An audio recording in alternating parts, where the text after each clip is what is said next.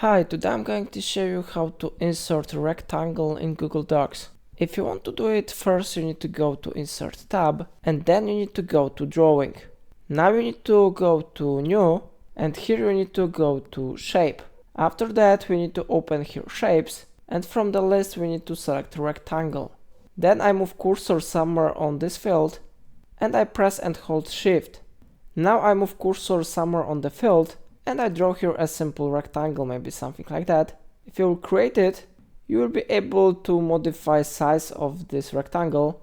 You can easily adjust this size. Additionally, you can change the fill color if you will click somewhere here. And then for example, I select maybe yellow. You can modify the border color, so I click here to do it. And I will change it maybe to red color. You can change border weight, for example, I will select here 4 pixels. And I will modify maybe border dash. I select this one line.